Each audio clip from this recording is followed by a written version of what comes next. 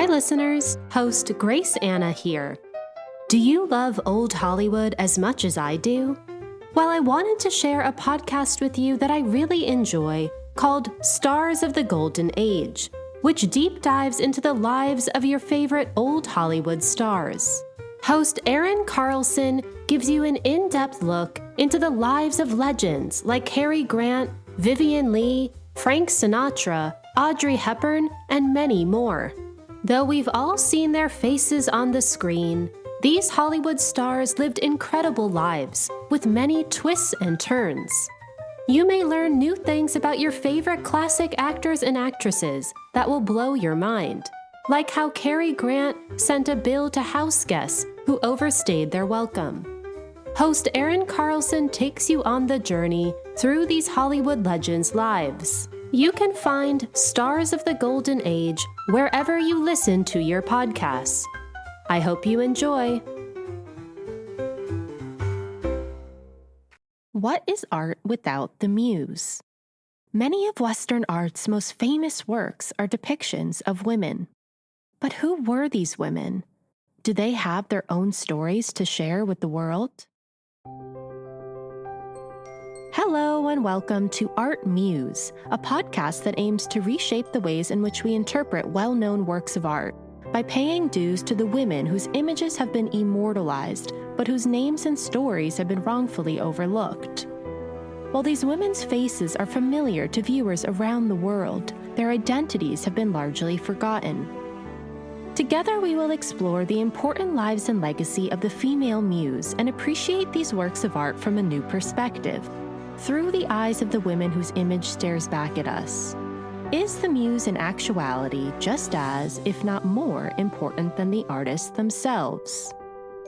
And I'm your host, Grace Anna. She could be found seducing ladies on and off the stage, whether it be playing Romeo in some of the greatest theaters across the globe, or at her villa in Rome, which became a center for feminism and women's rights. She broke cultural boundaries, becoming America's first international celebrity, while also breaking social convention, wearing men's suits and publicly flaunting her latest female lover. Refusing to get paid anything less than her male counterparts, she managed her own career and brokered her own deals, amassing for herself a significant fortune. She lived a life as brazen and brash as the male part she became famous for, and was undoubtedly and unapologetically herself.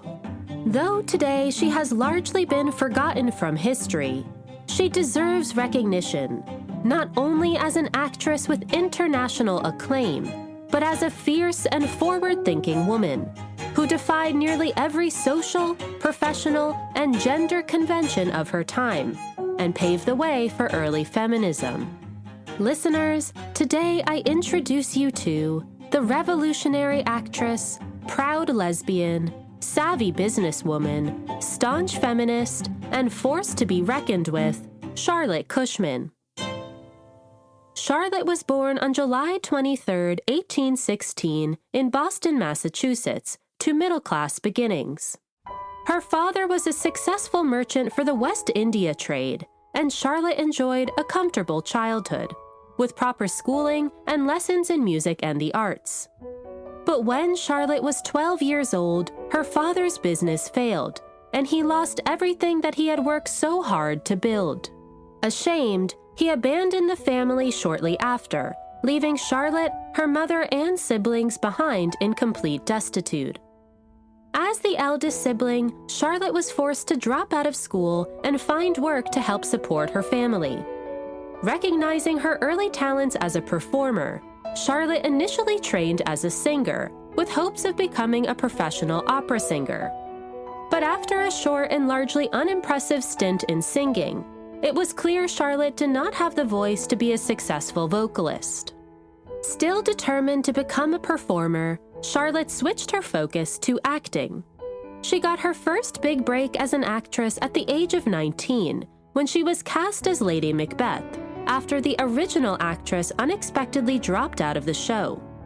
Her performance received rave reviews and caught the attention of critics. Charlotte went on to perform in New York, Philadelphia, and eventually London, where her career skyrocketed. By the time Charlotte was in her late 20s, she had become a full-fledged celebrity. Over the course of her nearly 40-year-long career on the stage, Charlotte performed in the most esteemed theaters across the globe and was deemed the greatest living tragic actress of her age. In fact, many credit her with being the first American celebrity to receive international acclaim, and she became a household name across the English-speaking world. Her fan base included some of the most notable figures of history, including Walt Whitman, Nathaniel Hawthorne, Louisa May Alcott, and Abraham Lincoln, who she developed a close friendship with. Charlotte was known for playing strong female characters, such as Lady Macbeth and Queen Catherine. But she was perhaps best known for playing male roles, most notably Romeo and Hamlet. Charlotte was not the first woman to play a male role, but she certainly was the most convincing actress of her day. During the span of her long career, Charlotte played over 30 different male roles. In fact, she played such a compelling Romeo that women frequently fell in love with her on stage, enamored with her romantic and passionate performances. As author Tana Wojcik eloquently wrote, throughout her career, she had given Shakespeare's characters new life, keeping Shakespeare himself alive when his work could have become a dead thing on the page. She had become famous for her breeches parts, competing with male actors for men's roles for over 4 decades: Macbeth, Henry VIII, Hamlet, and especially Romeo. Though often described as mannish, Charlotte dazzled fans of every gender as Romeo in her brilliant red and turquoise tunics and skin-tight leggings, with a dagger strapped to her thigh. Whether she wore breeches or a dress, played a queen or a prince, Charlotte Cushman stunned audiences all over the world. And Charlotte didn't just challenge gender norms on the stage, but in her personal life as well. Charlotte was a stout lesbian and had several different long-term female partners as well as many female flings throughout her lifetime. Her most serious partners were the English writer Matilda Hayes, the American sculptor Emma Stebbins, and the American author Emma Crow, the latter of which married Charlotte's nephew as a beard so that she and Charlotte could be together. In these relationships, Charlotte played the traditional male role of provider, dubbing herself the male of the house. She also often dressed herself in a masculine style, sporting men's suits, waistcoats, and top hats. It's nothing short of remarkable that Charlotte openly pursued same-sex partnerships in a time when queerness was condemned. And more than this, she was able to avoid public slander and scandal, remaining a celebrated public figure despite her sexuality. As the New York history site declares, Cushman's stage presence and celebrity were remarkable in a time when women were villainized and demonized for having ambition and aspiration, and when mainstream society had no clear terminology, much less acceptance for queer sexuality. And Charlotte navigated the male-dominated theater world with as much gusto as her love life. Managing her own career, Charlotte demanded that she receive the same pay as her male colleagues. She brokered her own deals, took charge of her own finances, and made herself a fortune unheard of for an unmarried woman. Unsurprisingly, Charlotte was also a fierce supporter of the early feminist movement, which was just starting to gain traction in her lifetime.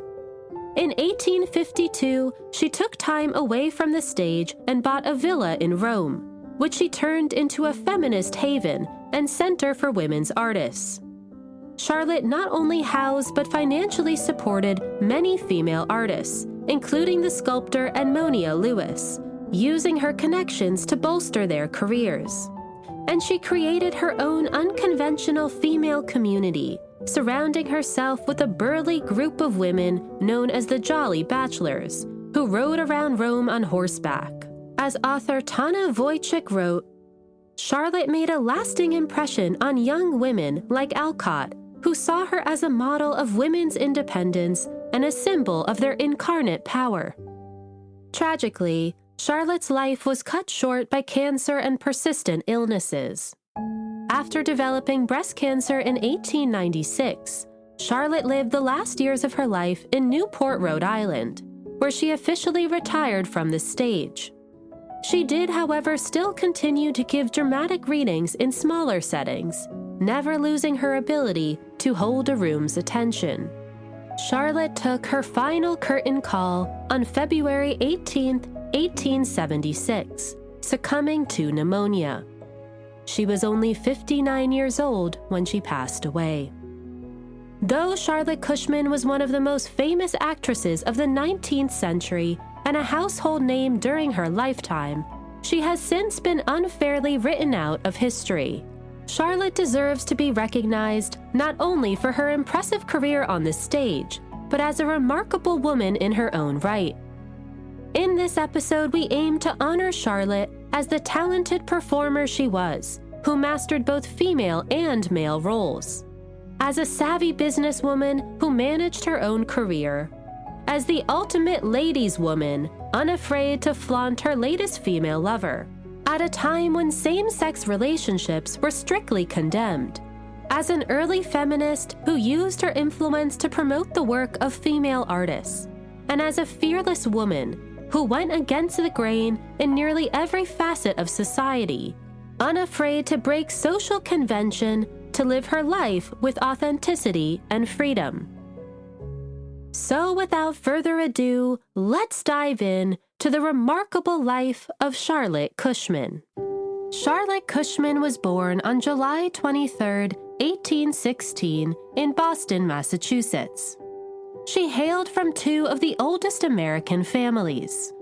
Her father, Elkanah Cushman, was from Plymouth, Massachusetts, and had roots in America tracing back to the Mayflower.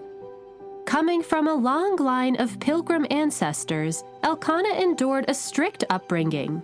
But at the age of 13, he was the first of his family to break tradition and leave Plymouth for Boston, walking on foot for over 30 miles to start his new life. He went on to become a self-made merchant for the West India trade. Charlotte's mother, Mary Eliza Babbitt, descended from a wealthy American family. Like her ancestors, Mary Eliza was artistically inclined and was particularly good at singing and drama, two qualities Charlotte would certainly inherit. When Charlotte's parents married in 1815, her father was already 44 years old, a successful tradesman, and had previously been married with children. Charlotte's mother was half his age, at only 22 years old, and likely married Elkanah to ensure financial stability. Charlotte was born just a year later, the first of 4 children that her parents would go on to have. She welcomed a younger brother, Charles, in 1818, a younger sister, Susan, in 1822, and a much younger brother, Augustus, in 1825. Charlotte took her role as the eldest very seriously and ruled over her younger siblings like a tyrant.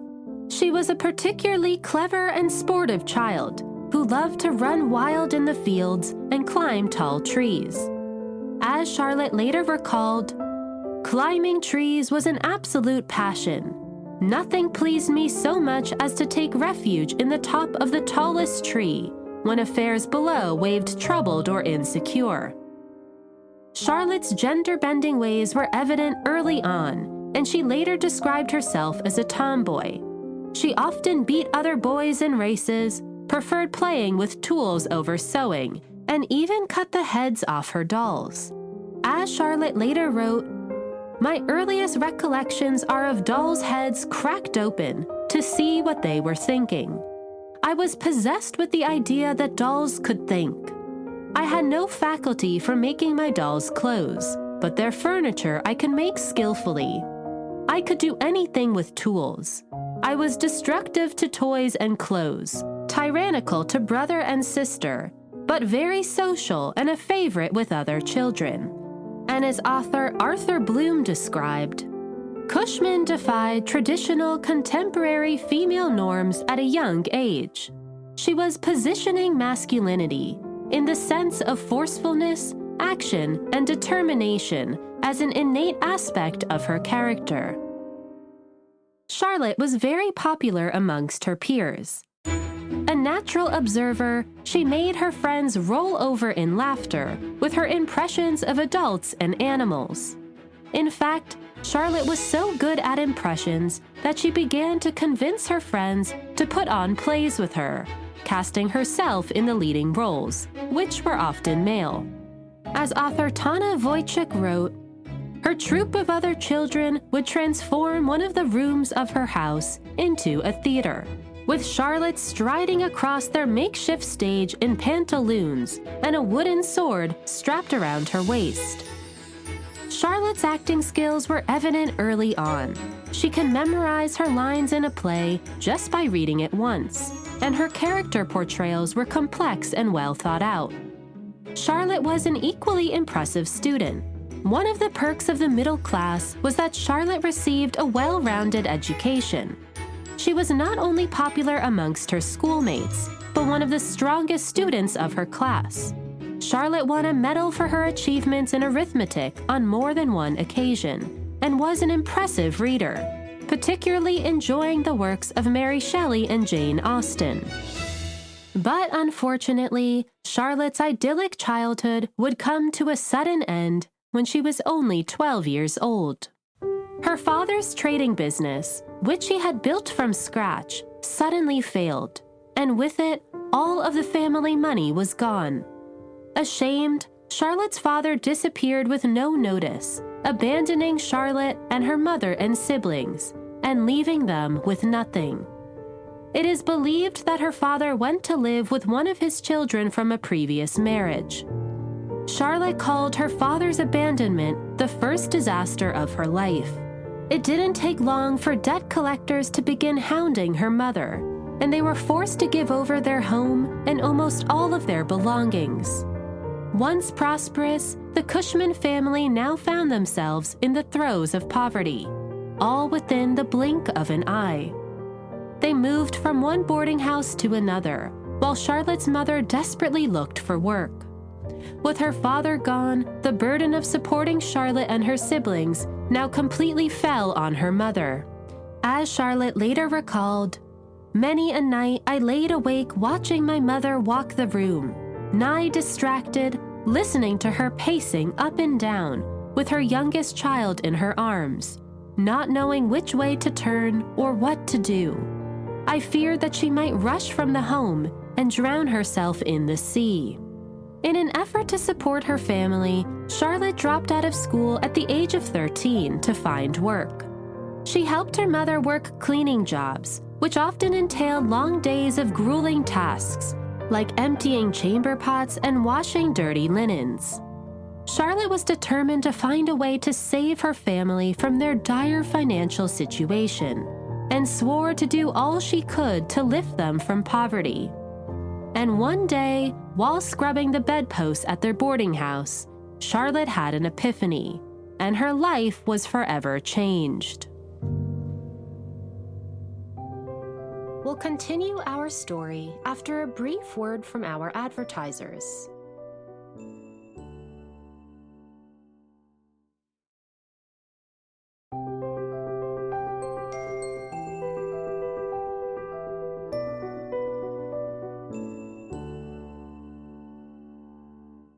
Welcome back, listeners. Now let's dive back in. The boarding house that Charlotte lived and often worked in was just around the corner from one of Boston's most popular playhouses, the Tremont Theater. In fact, they were in such close proximity that actors performing in their plays often stayed in the boarding house. Charlotte was fascinated by these performers, especially when she could hear them reciting lines from their rooms. And one day, as she was doing laborious chores at the boarding house, Charlotte was hit with an idea. What if she became a performer? She had loved putting on makeshift plays with her friends as a child, and had a natural ability to observe and imitate those around her.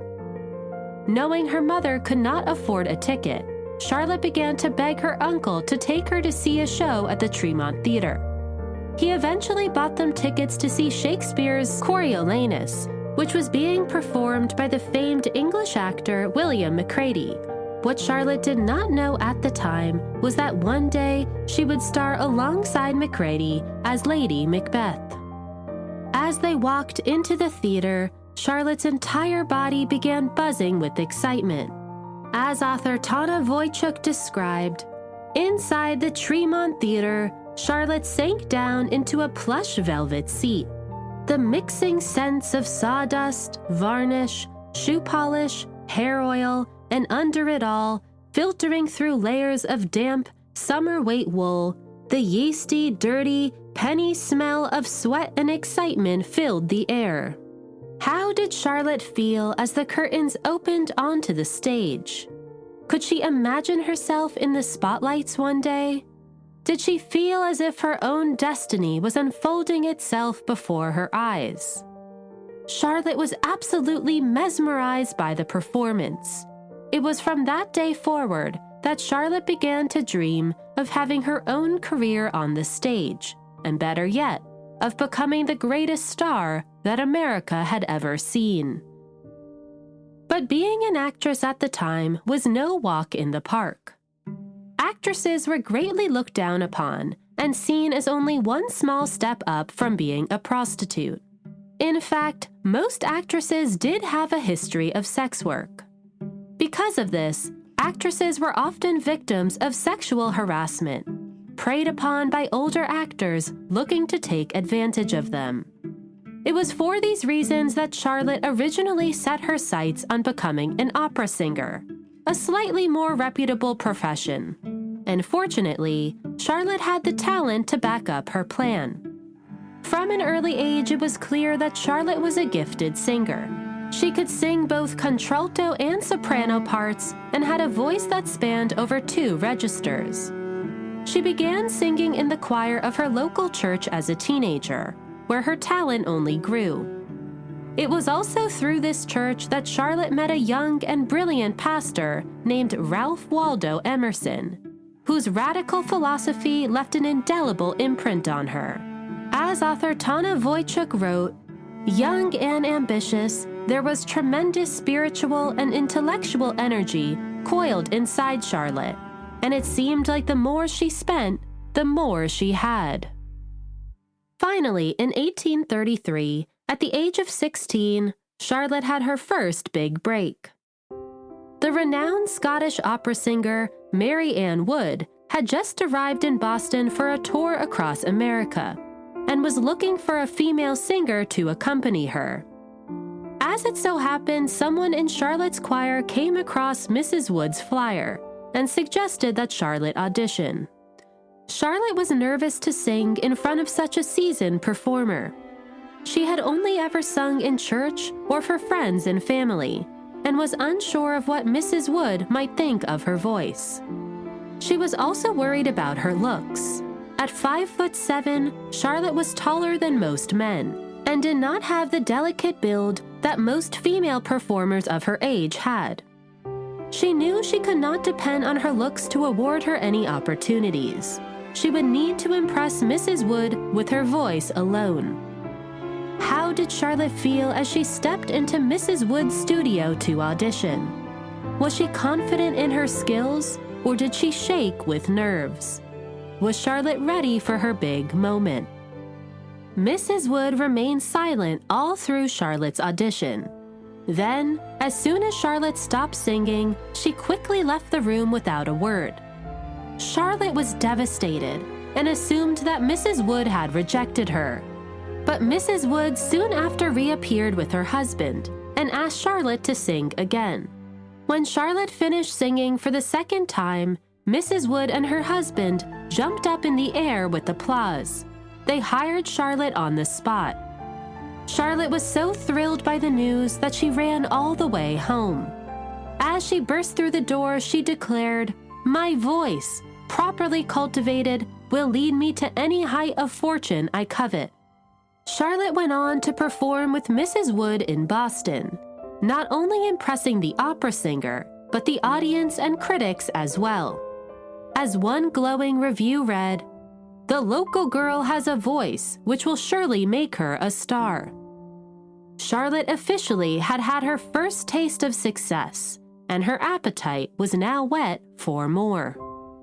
Charlotte left such a favorable impression on Mrs. Wood that before she left town, she introduced Charlotte to the esteemed vocal coach, James Mater, who agreed to take Charlotte on as a student. Since Charlotte could not pay for lessons, she offered to be Mater's maid in exchange for training. Charlotte went on to study with Mater for 3 years, improving her vocal strength and range. Impressed with Charlotte, in 1835, Mater cast her as Countess Almavia in a production of Mozart's The Marriage of Figaro, a supporting but crucial role. She did so well that he soon after offered Charlotte an official spot in their theater company, with a salary of $25 a week. Charlotte was thrilled to be earning money as a singer and threw herself enthusiastically into each performance. After a successful run in Boston, Mater decided to tour his production of The Marriage of Figaro in New Orleans and invited Charlotte to join. Charlotte had never before left New England, nor her family, but she knew this was too big of an opportunity to turn down. She arrived in New Orleans in December of 1835, filled with excitement and nerves. They would be performing in New Orleans' largest theater, the St. Charles Theater, which accommodated an audience of 4,000 people. But unfortunately, despite her success in Boston, Charlotte's debut in New Orleans was a disaster. As author Tana Wojcik explained, on opening night, Charlotte sang The Marriage of Figaro at the highest part of her natural range. She struggled to fill the cavernous space and soon realized, with horror, her voice was failing her. The sophisticated New Orleans audience was merciless, and the critics savaged her the next day for the fact that she was 19 and inexperienced. And savage they were. As one scathing review read, "Miss Cushman as an actress has some qualifications, but we would as soon hear a peacock attempting the carols of a nightingale as to listen to her squalling caricature of singing." In fact, the show was such a disappointment that it was canceled after only 3 performances. Charlotte, who had spent years training her voice, was shocked to find it suddenly gone. To make matters worse, since Charlotte had signed a binding contract with Mater, she had to continue to perform in his other productions, embarrassing herself night after night as she screeched on stage. Over the course of the next few months, Charlotte performed in at least 13 different productions, overworked and overwhelmed by her compounding failures. But just when Charlotte was feeling her lowest, a chance occurrence would give her the opportunity that would turn her life around and officially launch her career as an actress. In the early months of 1836, Charlotte received an urgent request to see the theater manager. The actress who was playing Lady Macbeth had suddenly dropped out, and they needed to fill her role immediately. Though it was extremely short notice, and Lady Macbeth was notoriously one of the most difficult roles to play, Charlotte was up for the challenge and quickly accepted the offer. With less than a week to prepare for the role, Charlotte worked around the clock to get into character, rehearsing for several hours a day at the theater and memorizing her lines at home on her off hours. The show officially opened on April 23, 1836 at the St. Charles Theater to a full house. Fortunately, this time Charlotte's performance was a massive hit, and audiences and critics alike were blown away by her portrayal of Lady Macbeth.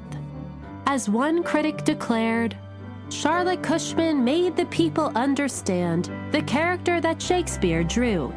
She was neither stilted nor mock-heroic nor monotonous, but so fiercely, so vividly natural that the spectators were afraid of her, as they would have been a panther let loose. It was impossible New Orleans should long retain such a woman. Though she may have not had what it took to be a successful singer, Charlotte certainly had a unique talent for acting, one that could turn her into a sensation.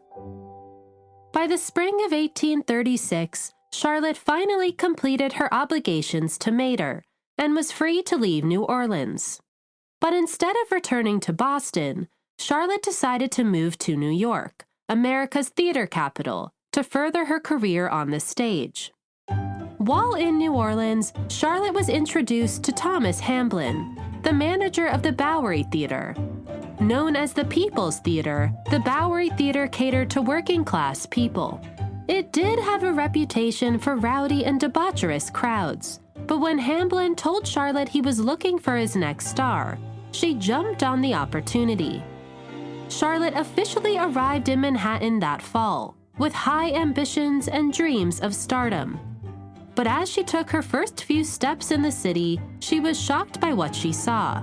As author Tana Wojcik described, Charlotte disembarked from her ferry and began walking through Lower Manhattan. She searched for a cab to take her to her boarding house in the stifling humidity and heat. Unable to avoid the smell of rotting garbage and unwashed bodies, it was not exactly glamorous. When Charlotte met Hamblin at the Bowery Theater a few days later, he offered her a starting contract of $20 a week. Hamblin was on the search for his next rising star and believed that Charlotte could very well be the answer to his prayers. She had shown real promise in New Orleans and came highly recommended by Mater. Charlotte was thrilled to have an opportunity to showcase her talents in the Big Apple. For her debut performance, Charlotte would once again play Lady Macbeth. After a few weeks of rehearsing, the show officially opened on September 12, 1836. Much to her delight, Charlotte was an immediate hit. In fact, before the performance even ended, the crowd burst into enthusiastic applause, interrupting some of her monologues to cheer her on. The audience had never before seen such a fierce portrayal of Lady Macbeth, and they appreciated Charlotte's grittiness. As author Arthur Bloom described, Cushman's Lady Macbeth was a harsh, domineering figure, her characterization enhanced by her masculine stature and features. At 5'6" she was often taller than the Macbeths she played with. Over the course of the next few weeks, Charlotte continued to perform to roaring crowds, and it didn't take long for her to be officially crowned the star of the Bowery. But unfortunately, Charlotte's success would be short-lived. Not even a month after opening night, the Bowery Theater caught on fire and was completely destroyed. All of the actors' contracts were subsequently canceled. Charlotte could not believe her rotten luck. She had barely enjoyed her first real taste of success, and now she had no idea what her next steps would be. But Charlotte refused to give up on her dreams of stardom. She now devoutly believed that acting was her life's calling. She had overcome even greater challenges before, and was determined to become the greatest actress America had ever seen. She just needed to find her next stage to shine on. We'll continue our story after a brief word from our advertisers.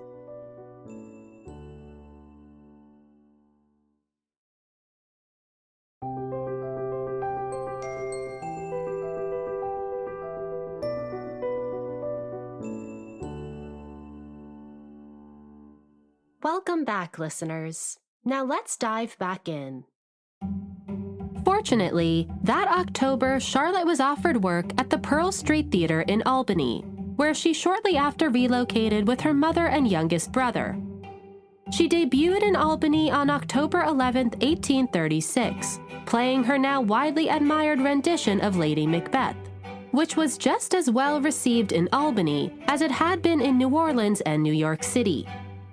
Over the course of the next few months, Charlotte performed at the Pearl Street Theater on an almost nightly basis, playing a number of different leading roles. And as her success continued to grow, she was offered the opportunity to act alongside some of the most famous actors of her day, including Junius Brutus Booth, the father of John Wilkes Booth. And Charlotte not only performed with impressive men on stage, but her audiences were filled with some of the most notable men in the country.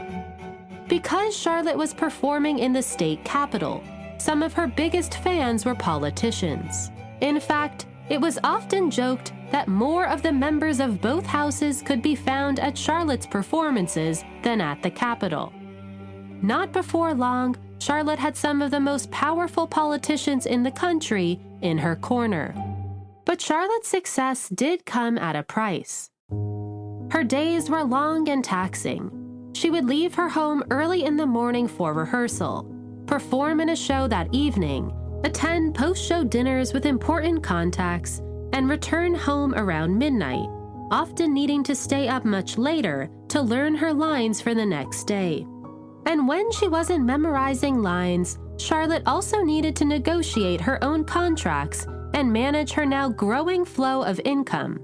Her grueling schedule left little time for her family, especially her beloved younger brother Augustus, who was at school nearby. So when in April of 1837, Charlotte received the shocking news that her brother Augustus had died unexpectedly, she was absolutely heartbroken. Not only was she riddled with grief, but also regret for not having made enough time for him. To make matters worse, Augustus had died when falling off a horse that Charlotte had bought for him, only amplifying her guilt. As Charlotte later described, "The ground liquefied under me. I felt the waters go over my soul."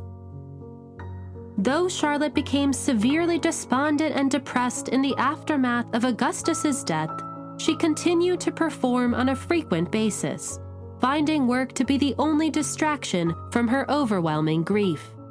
After a few weeks of busying herself, she decided to return to New York City, where she could build off her success in Albany. With her new prestige, she was offered a contract with the National Theater in New York, where she accepted a number of minor roles. Because performing was Charlotte's only reprieve from her lingering grief, she didn't mind taking on smaller parts. In fact, she found work such a welcome distraction that she overexerted herself to the point of near collapse. As Charlotte later explained, "My plan was to suffer bodily, to cure my heartbleed, to strew ashes over the loss of my brother."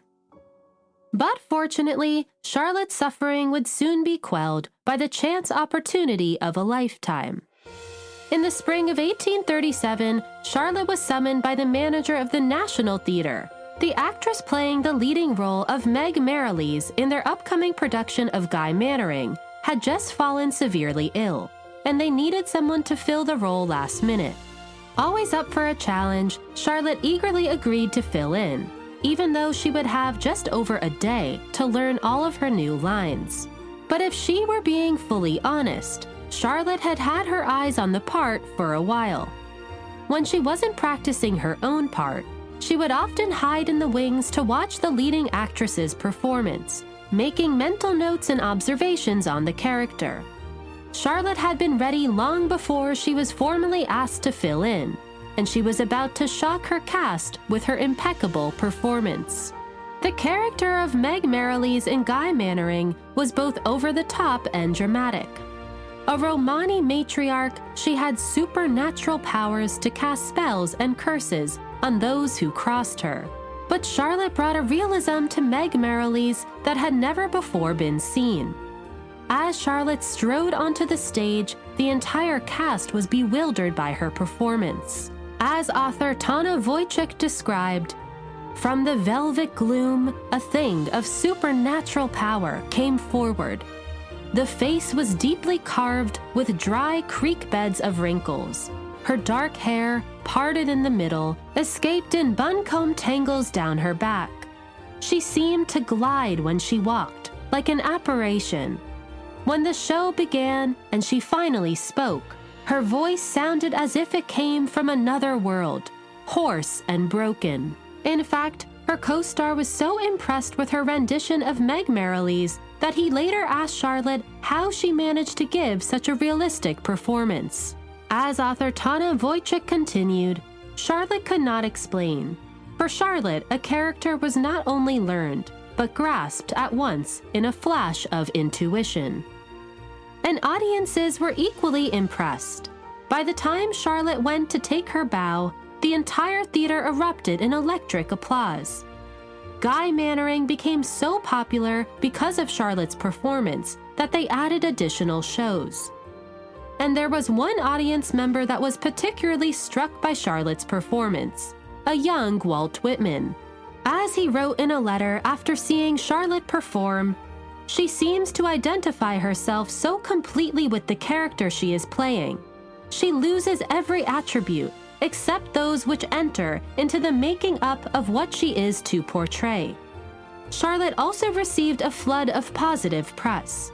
As one glowing review declared, "Charlotte Cushman displayed a noble frenzy of eccentric genius." Charlotte's performance in Guy Mannering turned her into an utter sensation, and she quickly became New York City's hottest new actress. Charlotte's newfound success awarded her a 3-year contract with New York's most respected theater, the Park Theater. Charlotte began performing at the Park Theater in the summer of 1837. Despite her growing fame, most of Charlotte's early roles at the Park Theater were minor characters, playing a variety of different parts each week. But in February of 1839, she had her breakout moment when she was cast as Nancy in Oliver Twist. At first, Charlotte was not happy with her new role. Nancy was a self-destructive prostitute with a tragic ending, and she felt almost insulted that they had cast her. But Charlotte would not give the manager of the Park Theater the satisfaction of her discontent. As Charlotte later wrote, "I was at the mercy of the man. My bread had to be earned. I dared not refuse, not even remonstrate, for I knew he wished to provoke me to break my engagement." Instead, Charlotte would throw herself into her new character and turn Nancy into the play's unsung heroine. As she continued, "But what he designed for my mortification should be my triumph." In order to give a realistic portrayal, Charlotte decided to venture into 5 Points, an area brimming with brothels. She began studying the different prostitutes she came across, taking diligent notes on the workings of their inner minds. She even asked a prostitute if she could trade clothes with her, so that she could wear the prostitute's real clothes during her performance. After a few weeks of preparation, Charlotte was ready to debut as Nancy. Oliver Twist officially opened at the Park Theater in February of 1840. Unsurprisingly, Charlotte's performance was a massive success. She not only breathed new life into Nancy, but turned her into a sympathetic character. As author Tana Wojcik eloquently wrote, "Once again, Charlotte had taken a supporting role and made it into theatrical gold. Tickets sold out and critics raved. One critic, Walt Whitman, argued that Charlotte's performance was proof that America was at last ready to compete with Europe as a cultural powerhouse. When he saw Nancy, he found her delightfully appalling, writing in his column for the Brooklyn Eagle that it was the most intense acting he ever felt on the park's boards. He believed that no one who watched her could help but marvel at the towering grandeur of her genius." Unfortunately, despite her immense success, when Charlotte tried to renegotiate her contract with the Park Theater that spring, they refused to pay her a higher salary. So Charlotte decided to quit. Instead, she accepted a position as a theater manager of a theater in Philadelphia, where she subsequently moved to.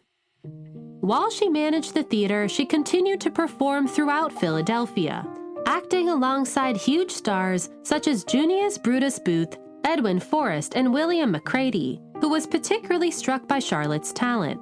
As McCready wrote in his diary, "That Miss Cushman interested me. She has to learn her art, but she has shown mind and sympathy with me, a novelty so refreshing on the stage." In fact, Macready was so impressed with Charlotte that he invited her to join him on tour in Boston and New York. As one of England's biggest stars, Charlotte knew that performing with Macready was not an opportunity to be missed. Unable to leave her job in Philadelphia, Charlotte took a train back and forth between Philadelphia and New York, where she performed alongside Macready in May of 1844. It was a strenuous schedule with little downtime, but Charlotte knew that Macready could help further her career. While they toured together, Charlotte and Macready quickly grew close, Macready taking on the role of Charlotte's mentor. He suggested that if Charlotte really wanted to succeed, she should go to London, where her talents would be better appreciated by European audiences. Feeling like her career in America had hit a plateau, Charlotte was inclined to take Macready's advice. Over the next few months, she began to put money aside for a trip to England, hoping that she could finally find the success that she had always dreamed of across the pond. But there was one thing stopping her from fully committing to a transatlantic relocation. Charlotte had fallen in love. In the fall of 1843, Charlotte commissioned the renowned American portraitist Thomas Sully to paint her portrait. In the portrait, we see a rosy-cheeked Charlotte turning her head over her shoulder to meet the viewer's gaze. Her chestnut hair is pulled back and wrapped in a crimson headscarf. Her red lips curl into a smirk, and her eyebrows are raised quizzically, as if Charlotte is challenging us to a game. Here, Charlotte exudes confidence and self-assurance, with a maturity well beyond her years. Sully's portrait took longer than usual, and at one point he needed to start from scratch. In fact, Sully never even finished the portrait, which today remains only halfway complete. The prolonged process meant that Charlotte spent extended periods of time in Sully's studio, where she made the acquaintance of his daughter, Rose. Rose was an aspiring painter, hoping to follow in her father's footsteps and become a prominent portraitist. Both creatives, Charlotte and Rose, immediately hit it off and began spending their free time together. On her off days, Charlotte raced to the Sully household, where she kept Rose company in her studio as she worked. But though Charlotte and Rose began as friends, behind closed doors they quickly developed romantic feelings for one another and began a secret affair. Charlotte was absolutely smitten with Rose, and even gave Rose jewelry as a token of her love. Rose, in return, painted Charlotte's portrait. In a miniature portrait that Rose gave Charlotte for her birthday, we find Charlotte staring at her beloved head-on. Her hair is tied back in a fashionable updo, and she is wearing a more masculine-presenting outfit, with a white-collared shirt and black cloak. Charlotte cherished Rose's portrait of her.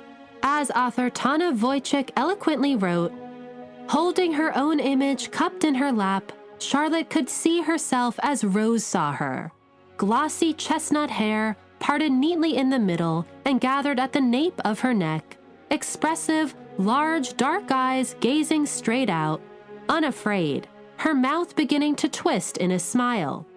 It was not the most accurate portrait, Charlotte thought, but she looked beautiful. Rose made Charlotte feel like she was on top of the world. Though they had to keep their love a secret, she was overjoyed to have found such a compatible and supportive partner in Rose, and began dreaming of sharing a life together. In fact, Charlotte was so giddy with love that she decided to take on one of Shakespeare's most difficult roles, Hamlet. Though Charlotte was not the first actress to play Hamlet, no American actress had ever before been able to successfully pull off playing the young prince. But Charlotte was up for the challenge. Though she was not conventionally beautiful by the standards of her day, her broad shoulders and tall build would work in her favor in this case, making her a more believable man on stage. But her appearance was only half the feat. Charlotte would also need to memorize over 1,500 lines and develop an emotionally complex character. Charlotte debuted as Hamlet in Boston in May of 1844. As author Tana Wojcik described, Charlotte strode onto the stage dressed as Hamlet. She wore a loose doublet, her breasts disguised under heavy brocade. Her large head bowed. Hamlet is a young man, and Charlotte's smooth woman's face made her a better fit for the role than a male actor of similar experience. Charlotte's Hamlet was utterly masculine, but her actually being a woman made her love scenes especially effective. They were, wrote one critic, of so erotic a character that no man would have dared indulge in them. Some critics who came to see her play Hamlet said she was more convincing playing a man on stage than playing a woman in life. Charlotte's rendition of Hamlet was a massive success, and audiences and critics alike raved about her realistic performance. As one critic declared, "Charlotte Cushman appreciates the influence of the supernatural upon Hamlet's mind. She does not, therefore, fall into the error of representing him as one who is merely playing a part. She enters into his melancholy." And best of all, her performance as Hamlet was such a sensation that she was able to raise enough money to go to England.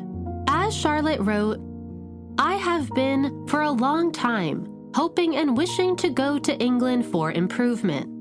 I am anxious to study there under the great masters, and it would be putting me in the way of making more money when I return to this country for the support of my family." As she prepared for her move, Charlotte continued to commute between Philadelphia and New York, where she performed on a regular basis with Macready. It was a taxing schedule, performing a different role on every night of the week. But it all would be worth it if it meant Charlotte could make it to the theater capital of the world. Rose was very supportive of Charlotte moving to England. She even gifted Charlotte a diary for Christmas, so that Charlotte could keep record of her time abroad. But as the day of Charlotte's journey neared, she began to feel overwhelming anxiety and dread. She would really miss her family, and worse, she would desperately miss Rose. Her love for Rose had only grown as time went on, and she could now no longer picture her life without her. Though they had to keep their relationship behind closed doors, as same-sex relationships were greatly looked down upon, Charlotte wished she could declare her love for Rose from the rooftops. It became harder and harder for Charlotte to pretend that she and Rose were just friends in public. To cement their love, Charlotte organized a secret ceremony so that she could formally commit herself to Rose in private. And on July 6, 1844, a few weeks before Charlotte's departure, she married Rose covertly. Though they did not have an official marriage contract, as same-sex marriages were far from legal, Charlotte and Rose exchanged rings and promises of commitment. Charlotte boarded a steamship headed for Liverpool on October 26, 1844. Her leave was bittersweet. Charlotte was excited to see what opportunities lay ahead for her across the pond, but her heart ached at the thought of leaving Rose and her family behind. She held the portrait Rose had gifted her close to her heart, and dreamed of the day that they would be reunited. How did Charlotte feel as the steamship sailed away from the safety net of home and into the open water ahead? Was she exhilarated by all the adventures that awaited her? Or was she filled with regret over leaving the love of her life to further her career? Charlotte knew she would have to navigate her swelling emotions like a captain over choppy waters. She had overcome hardships before, and she wasn't about to give up on herself now. As author Tana Wojcik wrote, "The boat shoved away from the dock with a great bellow, and the passengers watched as New York became an island, and then a horizon, and then disappeared from view." As Manhattan faded, Charlotte wrote a quote from Longfellow's novel Hyperion onto the front of her diary. "Look not mournfully into the past. Go forth to meet the dark and shadowy future without fear and with a manly heart." Fortunately for Charlotte, on the other side of the Atlantic would be fame and fortune beyond her wildest imagination. Fame that would catapult her into international stardom and turn her into the biggest American celebrity that the world had ever seen.